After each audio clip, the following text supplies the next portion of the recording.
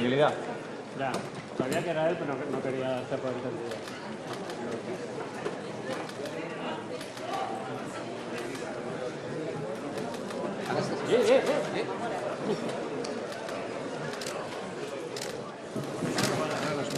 No me jodas.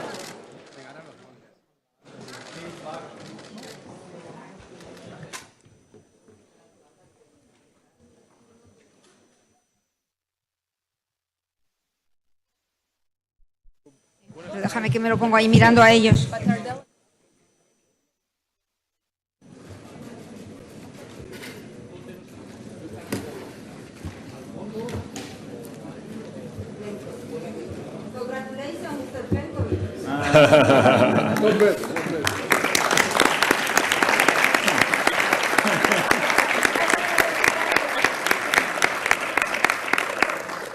Buenas tardes y gracias a los medios de comunicación por atender esta comparecencia.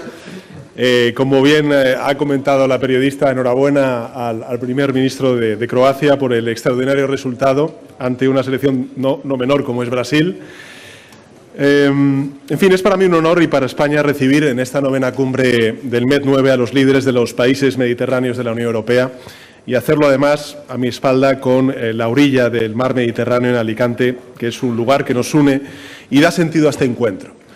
La última cumbre tuvo lugar en Atenas en septiembre del año pasado. Aquel fue un encuentro muy importante que hemos recordado hoy por muchos motivos. Personalmente guardo un recuerdo especial porque fue el primer foro internacional en el que planteamos todos los que estamos aquí presentes la necesidad de encontrar soluciones europeas al alza de los precios de la energía. Una solución común, colectiva, que hemos ido avanzando y haciendo realidad a lo largo de los pasados meses. Los países que formamos parte de este foro representan al 45% de la población de la Unión Europea. Aspiramos a tener la mayor influencia posible como grupo en el seno de la Unión y para eso necesitamos tener claros nuestros intereses comunes y bien definidas nuestras propuestas. Propuestas que construyan puentes, que encajen preocupaciones compartidas desde un afán común, porque las soluciones colectivas no deben imponerse. En 2008 y en los años siguientes, muchos de los países del sur de Europa que estamos aquí presentes sufrimos con especial dureza las consecuencias económicas y sociales de la crisis económica y financiera internacional. 14 años después, ante eventos y crisis de intensidad parecida, nuestra región ha demostrado, tanto en la respuesta a la pandemia de la COVID-19 como frente a la guerra de Ucrania, que ahora somos parte de la solución. Impulsamos iniciativas que acabaron plasmándose en los fondos Next Generation y en estos momentos podemos ofrecernos como hubs de energía para aquellos países que están particularmente dañados como consecuencia del chantaje energético de Putin derivado de la guerra en Ucrania. Y este es un ejemplo de la renovada pujanza del sur de Europa. Esta nueva situación ha sido el telón de fondo para el análisis que hemos hecho esta tarde de los retos que tenemos por delante. Han sido varias las cuestiones que hemos abordado, todas ellas con un denominador común, que es la agresión rusa contra Ucrania y sus múltiples impactos. En primer lugar, hemos aprovechado esta reunión para resaltar la importancia de la autonomía estratégica abierta en la Unión, con especial atención a la energía. Nos adelantamos, como he dicho antes, a este debate en la cumbre de Atenas, debate que se ha confirmado de manera particularmente intensa tras la agresión rusa contra Ucrania.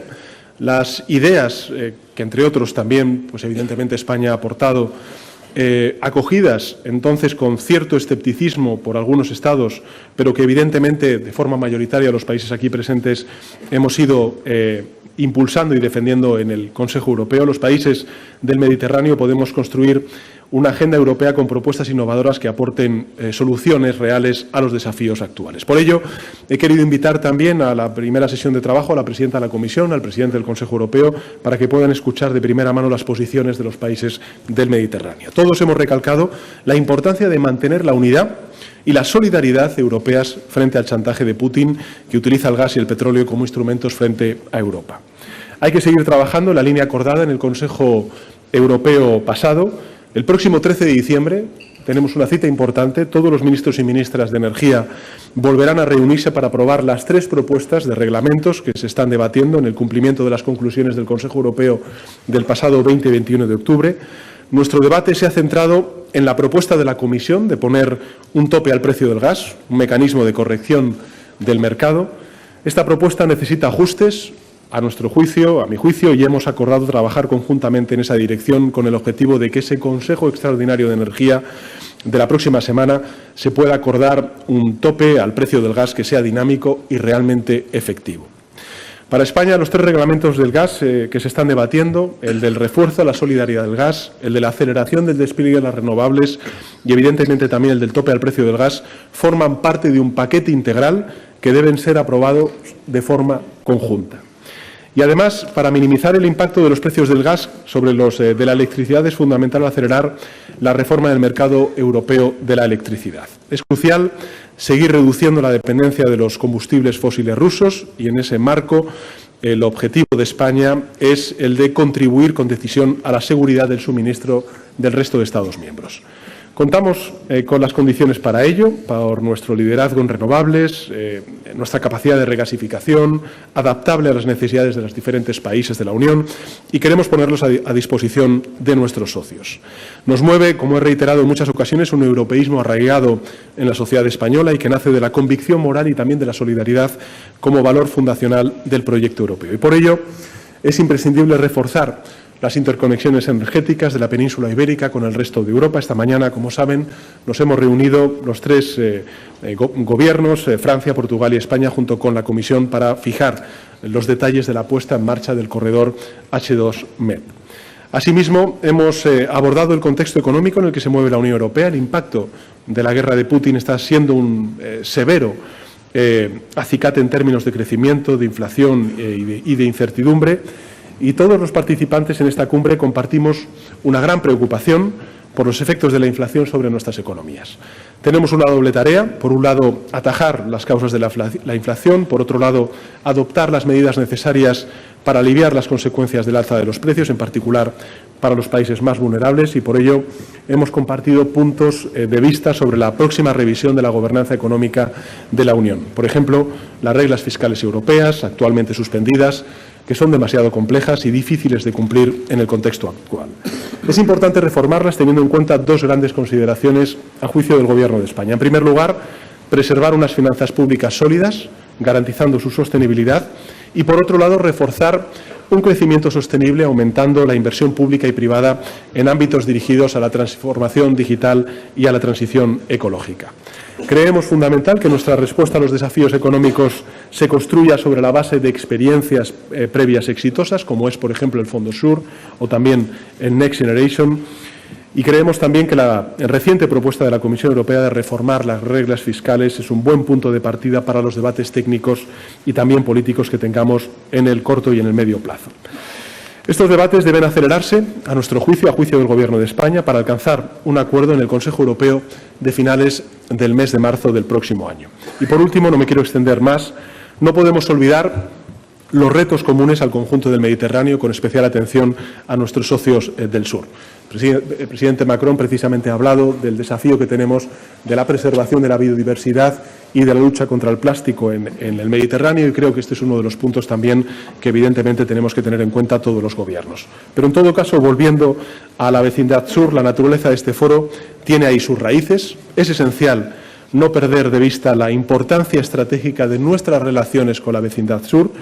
Ahora mismo la Unión está evidentemente volcada en el flanco este. Por ello, precisamente, debemos prestar atención a nuestros vecinos más próximos en el sur, con los que compartimos intereses, desafíos tanto medioambientales, económicos, sociales, y cuya estabilidad es fundamental también para la estabilidad de Europa. Queremos desarrollar una nueva agenda común para el Mediterráneo, una agenda en la cual la Unión muestre su compromiso con el sur como espacio cuya relevancia debe ser tenida en cuenta. Creo que ha sido, para concluir, una reunión productiva, útil. Queremos, y estoy seguro de que hablo por todos, que este foro dé un salto cualitativo y se aseguren la regularidad de nuestros encuentros. Nuestra voz, la fuerza de nuestras ideas constructivas deben ser cada vez más escuchadas y también apreciadas por parte del conjunto de la Unión Europea. Nada más y muchas gracias. A continuación tiene la palabra el presidente de Chipre, Nikos Anastasiadis. Κυρίες και κύριοι, πρώτης όποιας άλλης αναφοράς θα ήθελα θερμά να ευχαριστήσω τον φίλο Πρωθυπουργό της Ισπανίας, τον Πέδρο Σάντσες, για την άψογη φιλοξενία αλλά και την άρτια οργάνωση της Συνόδου.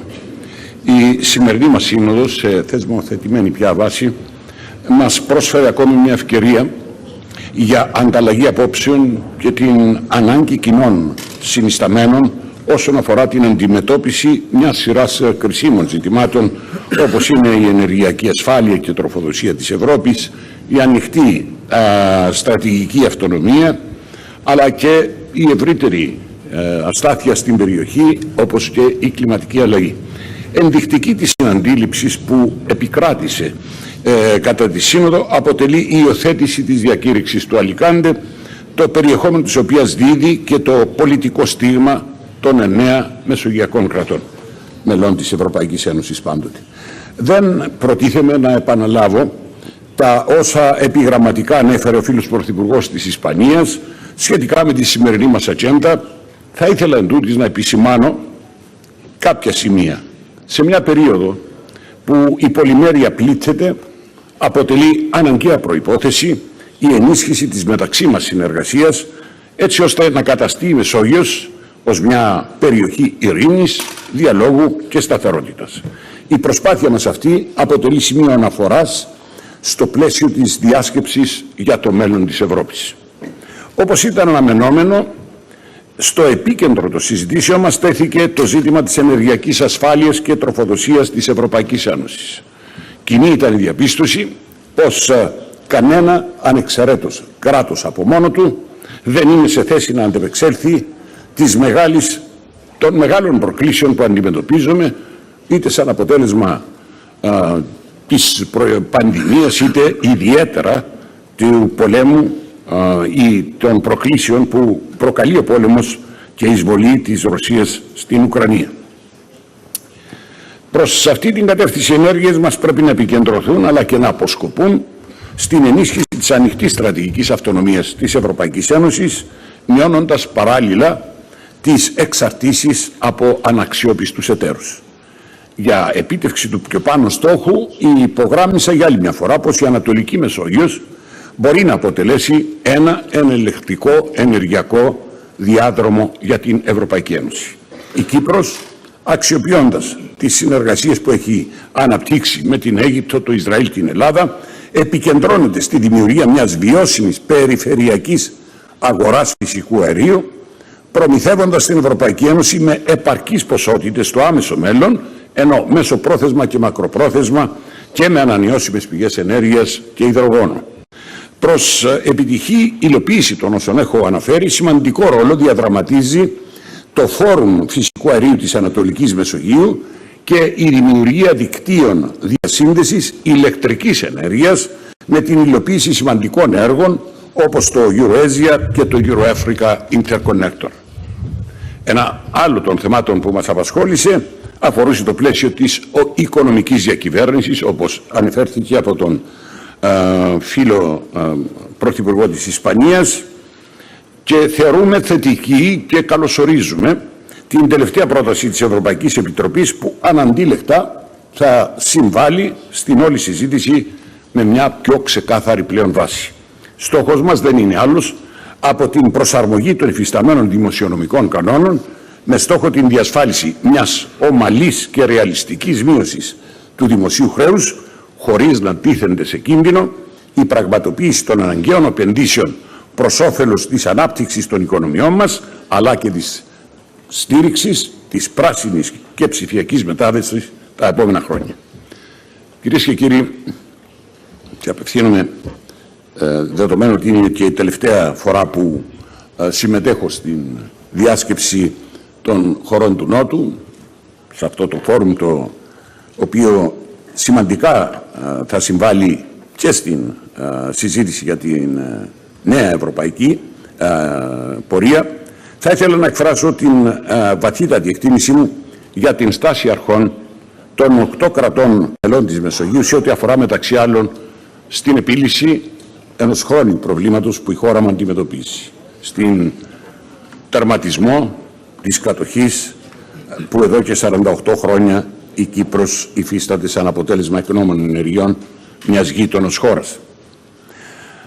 Θέλω να ευχαριστήσω για την αμέριστη στήριξη στις προσπάθειες που καταβάλουμε για επίτευξη μιας λύσης που να βασίζεται στα ψηφίσματα των Ηνωμένων Εθνών, στις αρχές και αξίες της Ευρωπαϊκής Ένωσης, που να συνάδει και να δημιουργεί τις προοπτικές για ένα σύγχρονο ευρωπαϊκό κράτος.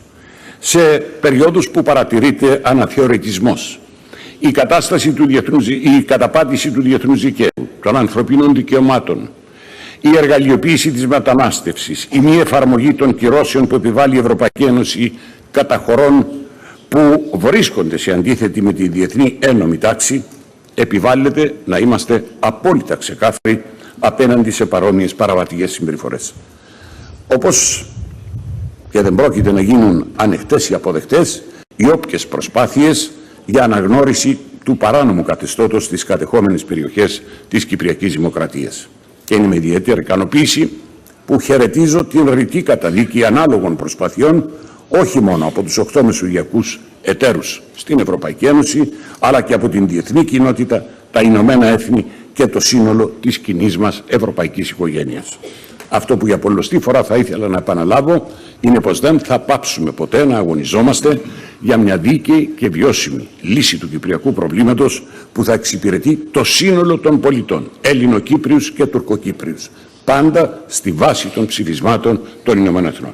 Κυρίες και κύριοι, μετά από 2 πενταετίες, η θητεία μου στην Προεδρία της Κυπριακής Δημοκρατίας ολοκληρώνεται την 1η Μαρτίου του 2023 και όπως έχω προαναφέρει, η σημερινή μου παρουσία είναι η τελευταία στην σχηματισμό των νοτίων χωρών της Ευρωπαϊκής Ένωσης, στην οποία και συμμετέχω. Ως εκ τούτου θα ήθελα για άλλη μια φορά να σας εκφράσω την ευγνωμοσύνη και τις ευχαριστίες μου για την άριστη μεταξύ μας συνεργασία, την στήριξη σας όλα αυτά τα χρόνια, αλλά το εξίσου σημαντικό και την ειλικρινή φιλία που αναπτύξαμε μεταξύ μας.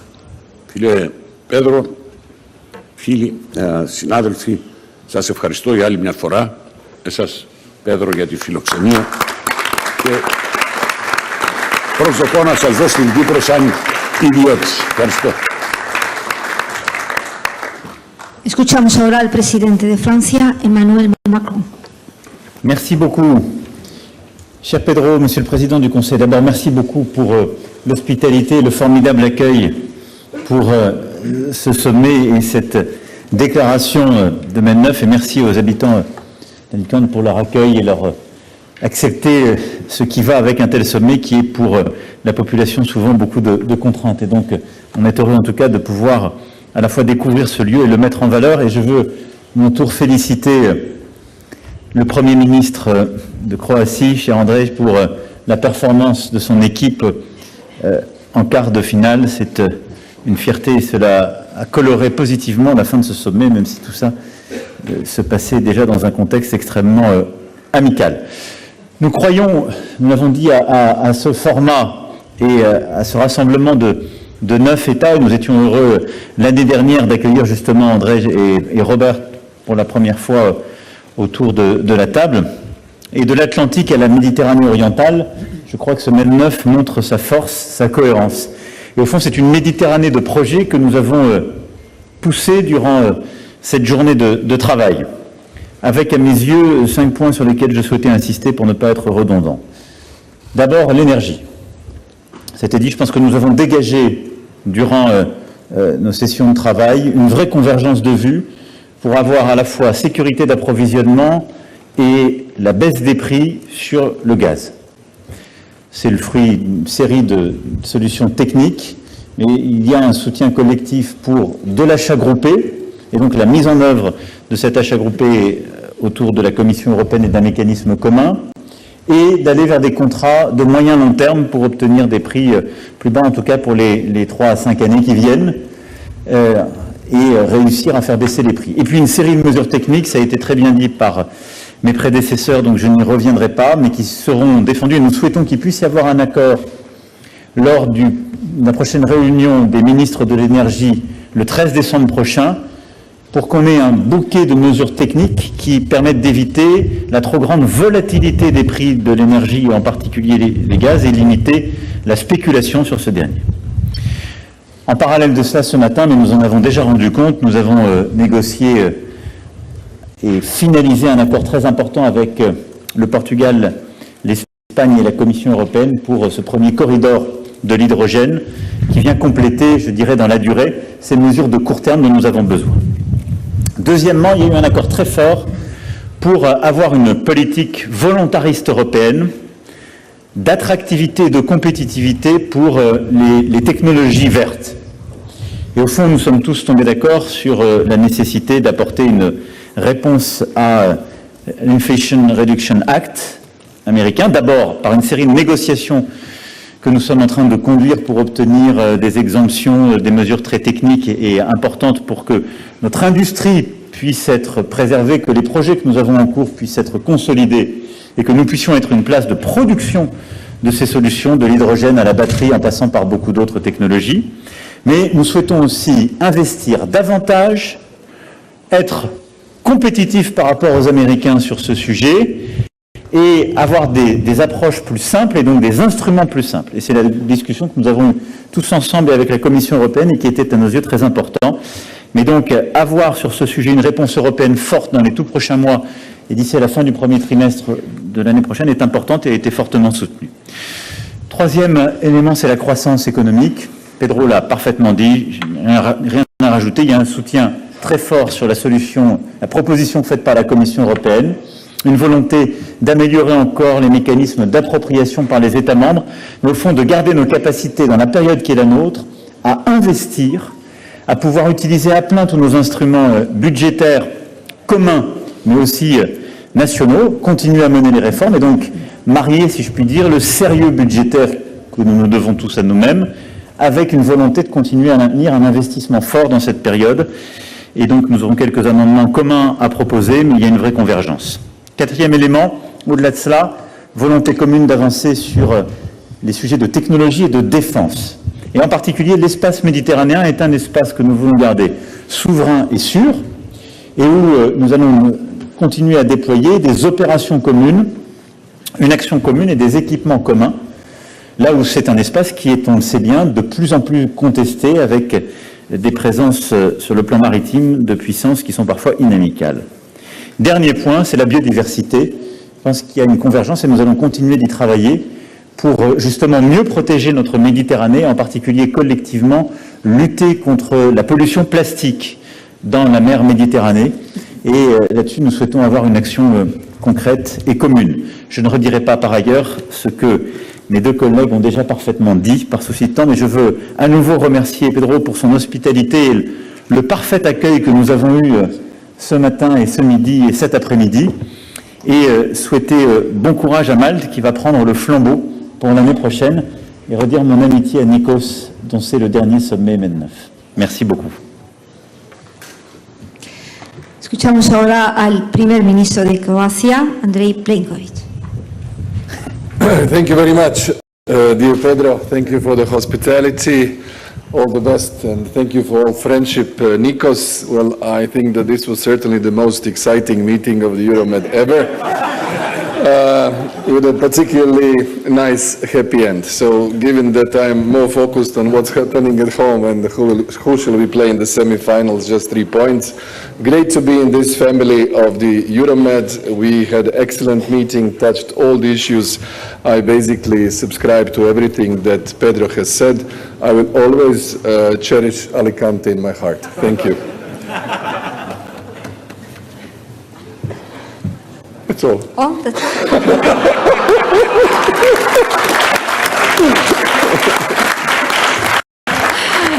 Okay. Now, entonces vamos a escuchar ahora al primer ministro de Eslovenia, Robert Golob.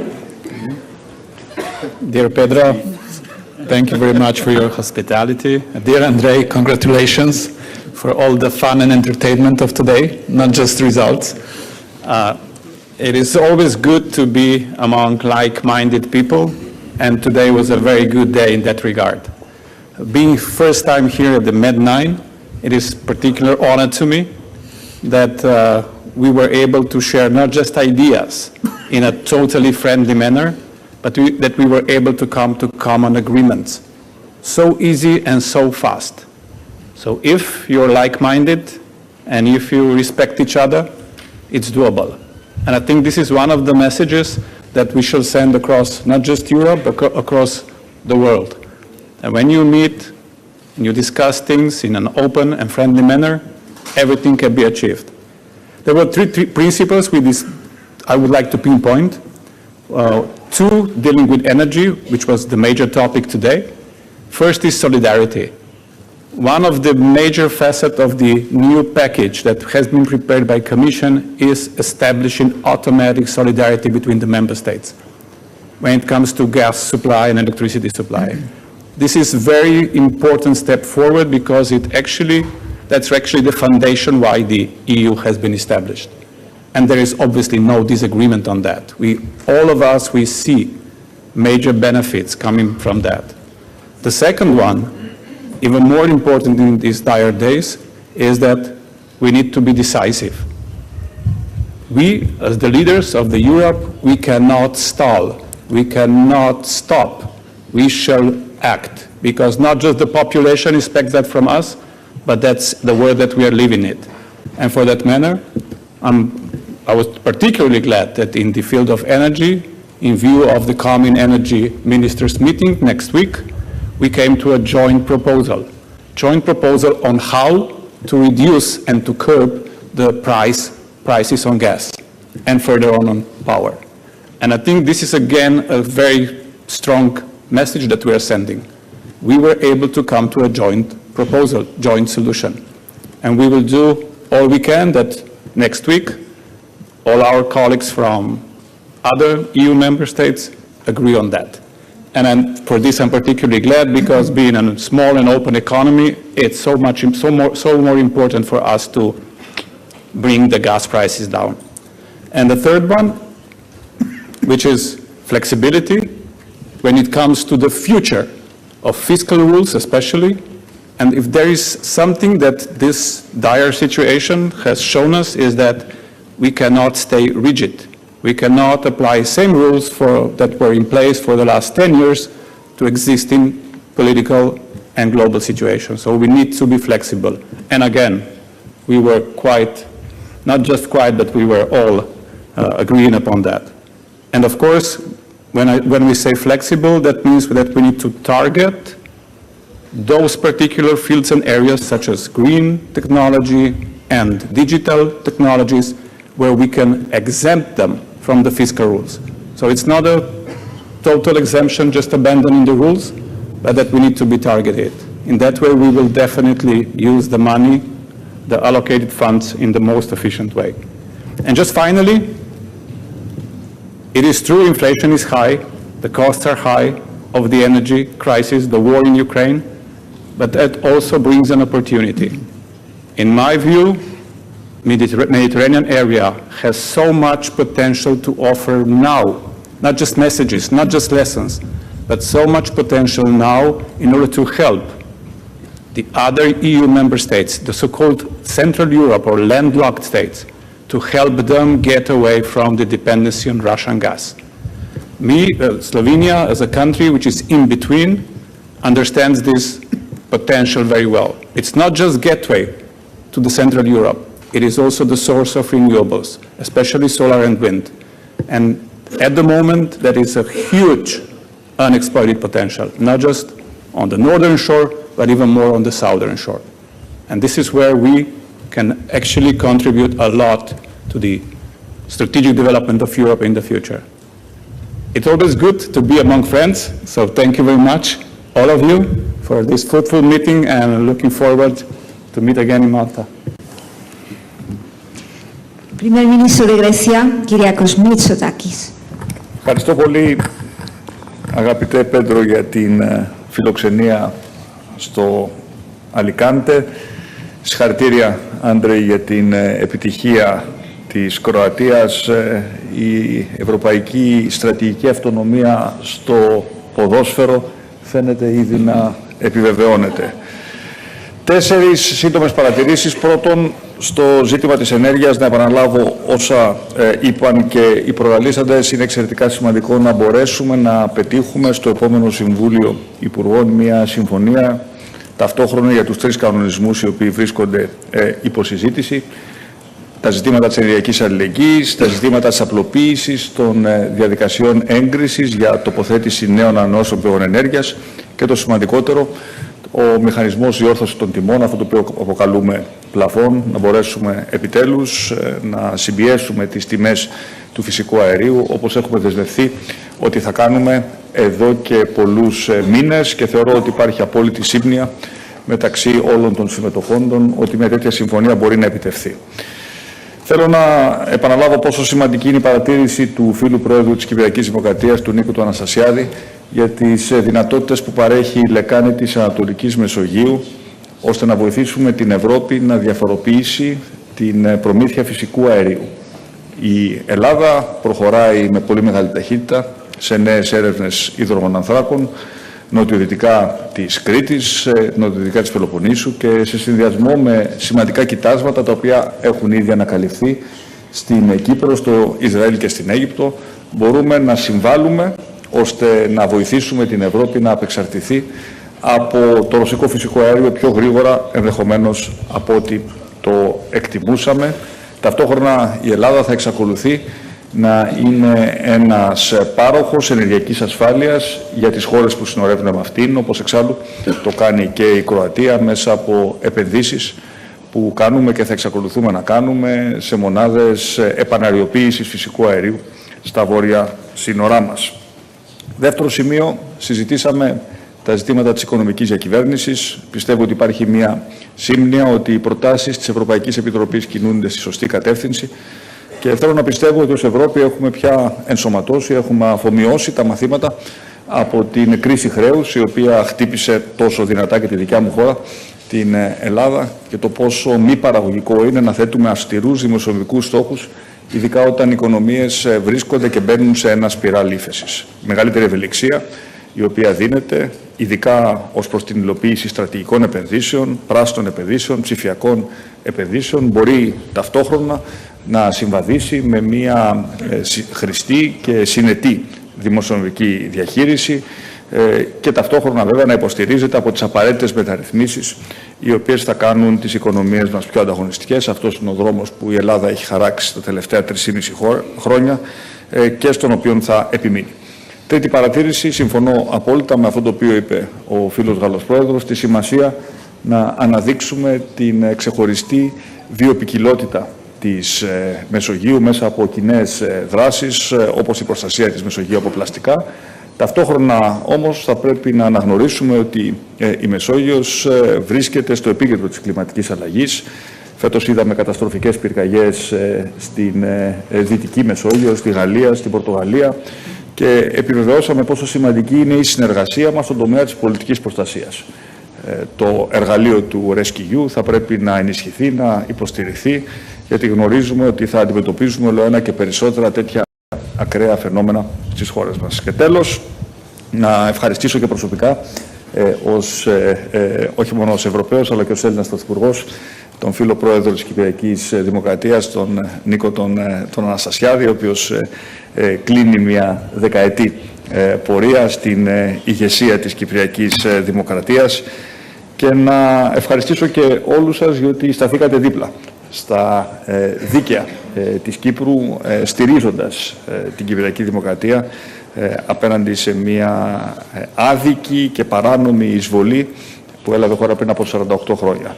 Και βέβαια να επαναλάβω και εγώ ακόμα μια φορά ότι η λύση του Κυπριακού μπορεί να είναι δίκαιη και βιώσιμη μόνο αν στηρίζεται στις αποφάσεις του Οργανισμού Ηνωμένων Εθνών και απορρίπτει εν τη γενέση της οποιαδήποτε σκέψη, οποιαδήποτε συζήτηση για μια λύση 2 κρατών, όπως μπορεί να προωθείται από κάποιες χώρες που θεωρούν ότι σε αυτή την κατεύθυνση πρέπει να κινηθούμε.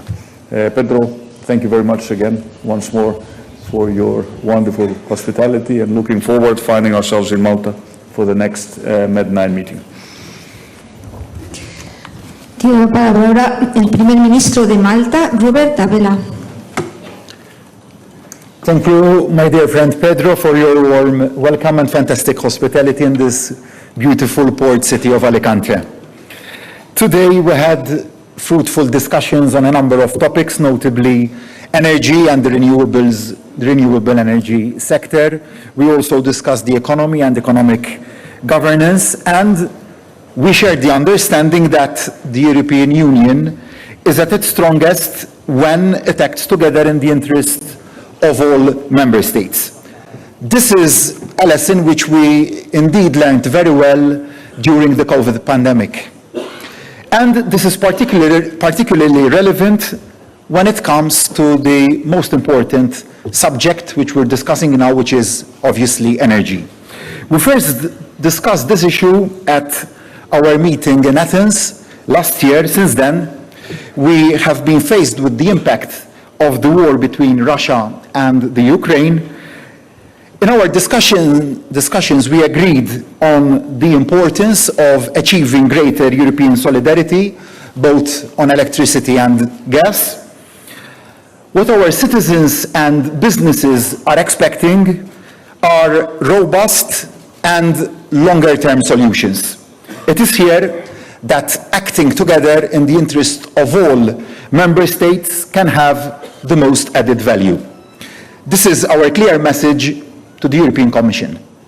We also need to see the interconnection of European gas and electricity networks, which is completed and improved, including through future-proof electricity and hydrogen-ready gas interconnections throughout our Union. This is particularly important for Malta as an island state in the Mediterranean. Incredibly, to date, as of yet, Malta is not yet interconnected to the grid.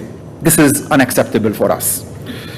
Accelerating the shift towards renewables by stepping up investment in innovative renewable technologies and faster permitting procedures is also key to reducing dependence of energy sources coming from outside the EU. And as Robert very rightly mentioned, we have the sun, we have the wind, but these resources are grossly underutilized.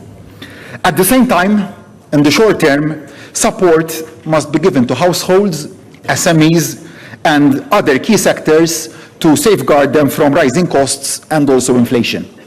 Before we discuss energy again at the next European Council in a few days' time, our energy ministers will discuss immediate term solutions, such as the introduction of a temporary price cap for all wholesale natural gas at their meeting, which will be held in the coming days next week. And I sincerely hope that a workable solution that ensures tangibly lower prices can be reached. We have all taken measures to support as much as possible our citizens and our businesses throughout these last difficult months. In this spirit, our government has implemented effective measures addressing the inflationary pressures, particularly in the energy sector. As a result, Malta's inflation rate remains lower than that of the European average. The situation of the energy market and inflation is, of course, closely tied to the competitiveness of our economies.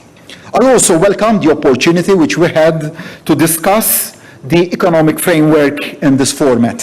The European Commission has come out with its communication, Building an Economic Governance Framework for the Challenges Ahead, and our government, my government, fully agrees that the new economic governance framework should consider that the lessons learned from our experience so far with the currently existing framework, as well as the joint response to the COVID-19 pandemic, in particular the creation of the SURE and the next generation EU instruments, is indeed a positive development.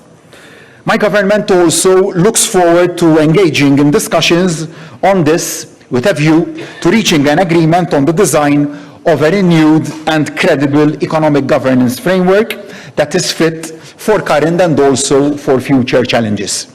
This is imperative to stimulate confidence in the resilience of the euro area. Dear friends, The success of our actions depends on our coordination and cooperation as member states. But it is also crucial to invest in strengthening our links with other countries, in particular with our southern neighbors, including Africa.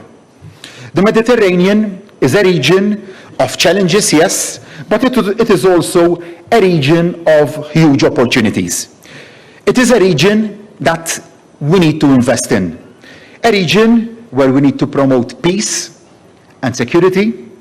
A stable, peaceful, and prosperous Mediterranean means a stable, peaceful, and prosperous Europe.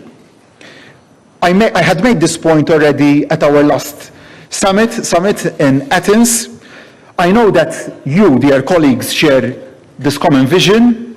We can only be effective in delivering tangible results across the board if we work very closely with our partners as equals towards the same. The resources are indeed there, and we need to make sure that we invest in areas where we have common interests, such as climate, energy, peace, and, of course, migration. If you will allow me, I would like to say a few words on migration, which is a very sensitive topic for us. Working with countries of origin and transit, while stepping up efforts to disrupt the business model of smugglers, is a moral obligation and a duty on all of us. Let us understand that criminal groups continue to abuse migrants for their financial gain, which is leading to a lot of suffering and deaths in the Mediterranean Sea. We take note of the Commission's recent action plan for the Central Mediterranean, which includes some positive actions on the external dimension, and that is good. We will now closely follow the implementation of these actions. I also wish to briefly touch upon Libya. We need to support the aspirations of our Libyan friends for a peaceful and prosperous Libya. Whilst I am informed that the situation on the ground may be slowly improving, we must continue to back UN efforts for a Libyan-led political solution. This, we know, will not be easy, but trust me, this is the best way. We also hope to contribute further in Libya and beyond. In a few days, Malta will take up its non-permanent seat at the United Nations Security Council. Our aim will be to contribute to the international common good, such as working on the challenge of climate change, as well as working to establish stability and strengthen stability and dialogue towards maintaining international peace and security in a meaningful manner during our two-year term. We look forward to collaborating particularly closely with France as a permanent member on the Security Council. As southern EU countries, it is our geography, the Mediterranean Sea, that unites us. But we are also bound by our common interest in fostering further cooperation. The early summits of southern countries of the European Union are an opportunity to take stock of this cooperation together and chart the way forward. In this sense, it is my great honor and privilege to be hosting the next summit of the southern countries of the European Union in Malta next year.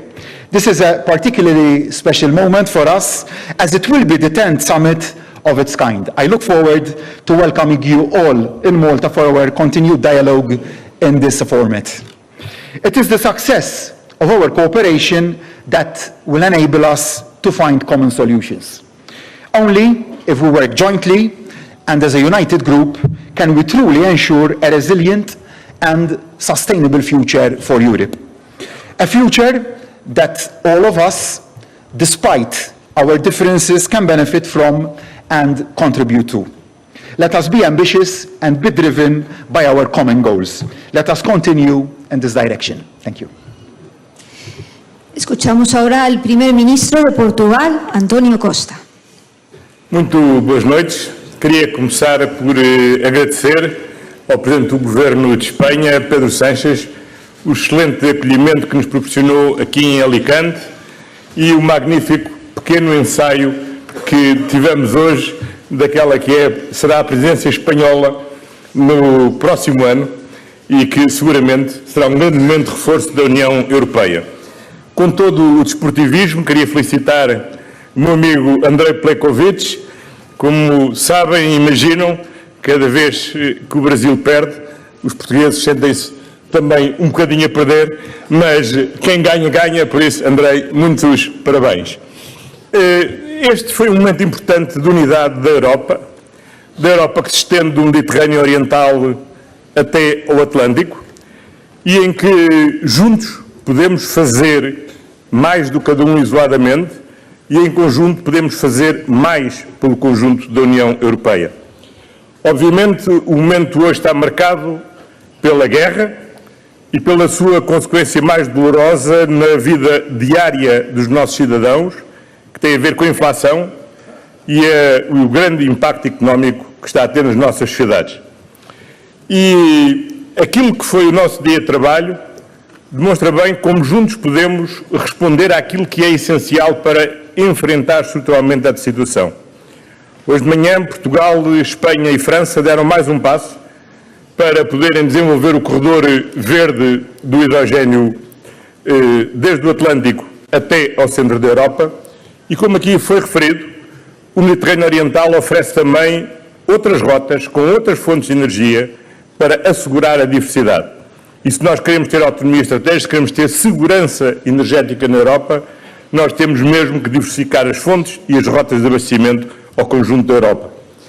Esta inflação iniciou-se ainda com a crise do Covid e foi agravada pela guerra e resulta essencialmente da disrupção das cadeias de valor e da falta e crise na oferta de muitos bens e de serviços. Isso significa que nós temos que reforçar a nossa autonomia. E para reforçarmos essa autonomia temos que ter uma política industrial que permita à Europa não ficar totalmente dependente, como está, de componentes essenciais daquilo que são elementos fundamentais para a vida de hoje e, sobretudo, para a transição digital e para a transição energética, que são os dois grandes desafios que temos pela frente. Para que possamos ter sucesso nesta política, precisamos de alterar o modelo de governação económica da Europa. E para isso devemos aprender com a forma como lidámos com as duas crises anteriores, uma com resultados bastante desastrosos, quando da crise financeira, e outra bastante bem-sucedida, quando da recente crise do Covid.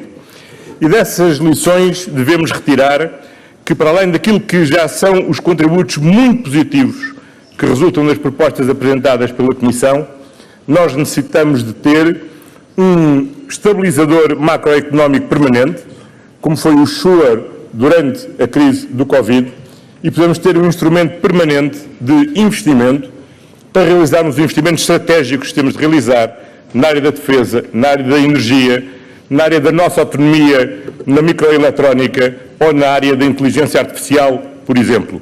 E por isso o modelo do Next Generation, que foi possível desenvolver durante a crise do Covid, é também uma segunda boa lição a retirar para podermos ter dois instrumentos potentes, um de estabilização em situações de crise e outro para poder apoiar, respeitando e assegurando a igualdade de oportunidade para todos, os investimentos estratégicos que temos que realizar.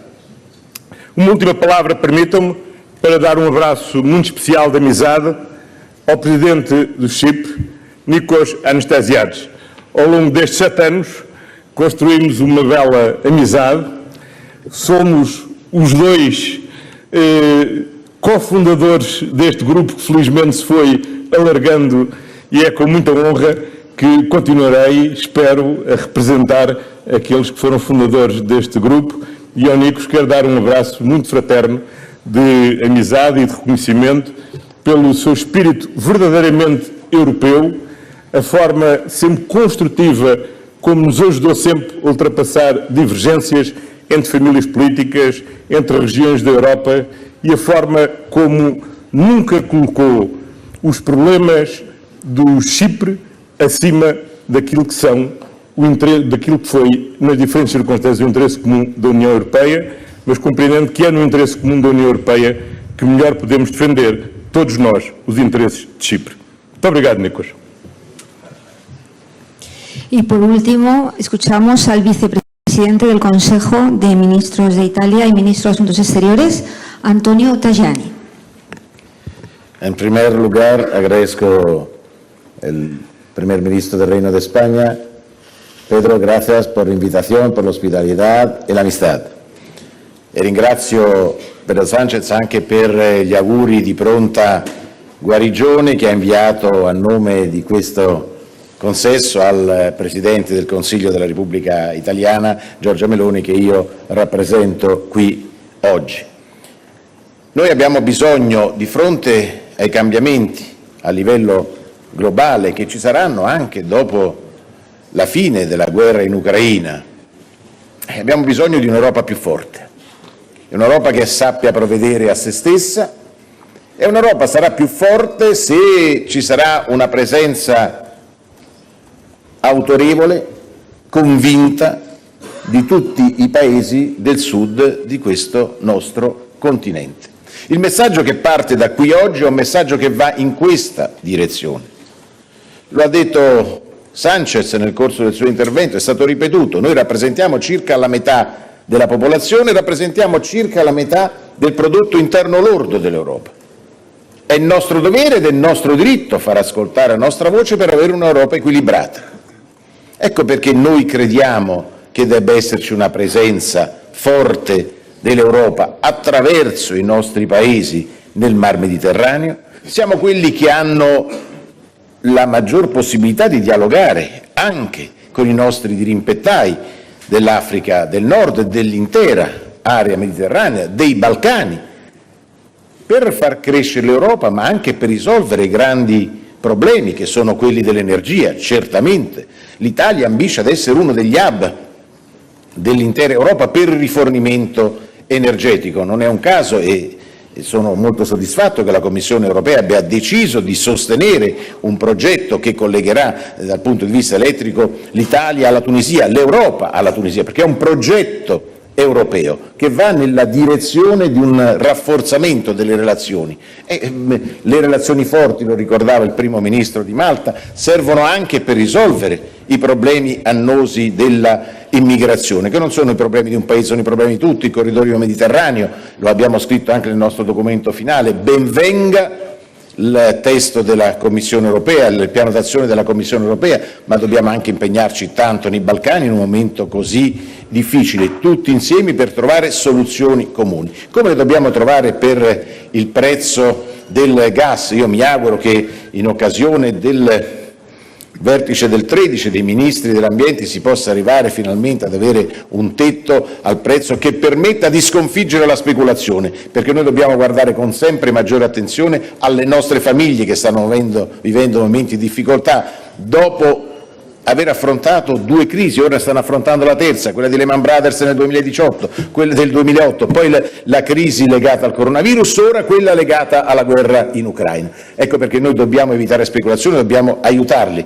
L'Italia ha speso gran parte del proprio bilancio proprio per sostenere famiglie e imprese, ma le imprese devono anche guardare al futuro. L'Europa ha bisogno di una moderna politica industriale che permetta alla nostra realtà. Siamo un continente a forte vocazione industriale, la nostra economia reale rappresenta una parte importantissima del prodotto interno lordo di tutte le nostre realtà, e dobbiamo guardare al futuro con una politica industriale moderna, competitiva, che sia anche parte protagonista della lotta al cambiamento climatico. Di oggi abbiamo discusso anche di questo, ma per sostenere l'economia serve anche una economia finanziaria che aiuti la macroeconomia, che aiuti la microeconomia. Ecco perché abbiamo discusso e riflettuto sul futuro patto di stabilità. L'Europa ha avuto il grande merito durante la crisi del coronavirus, attraverso il Recovery Fund, di passare da una politica del rigore ad una politica della solidarietà. Ora vogliamo che la riforma del patto di stabilità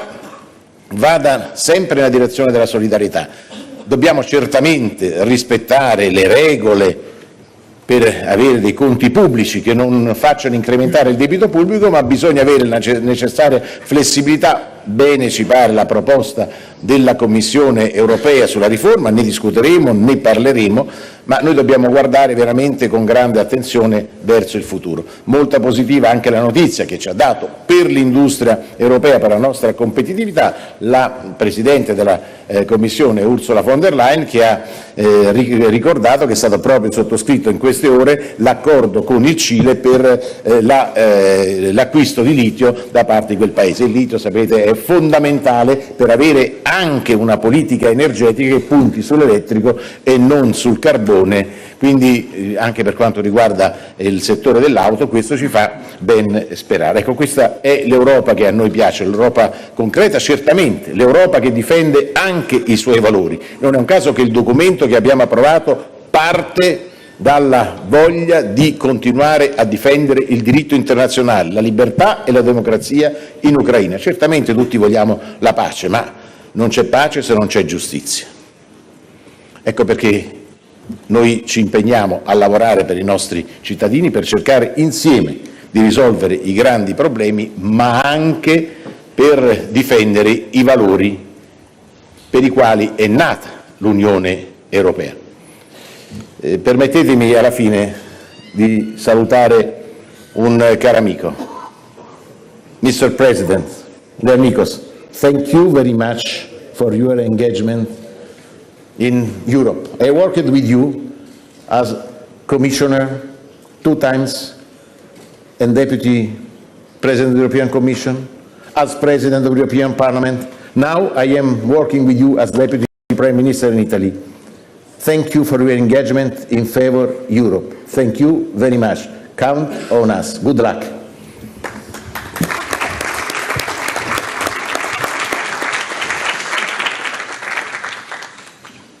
Muchas gracias a todos. Ha terminado la comparecencia de prensa. Sí, les hemos visto juntos. Sí.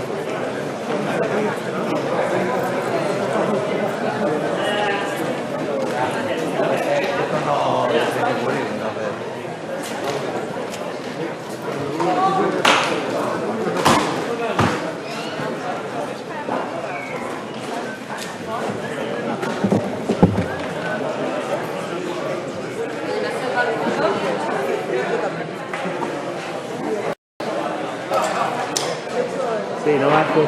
No.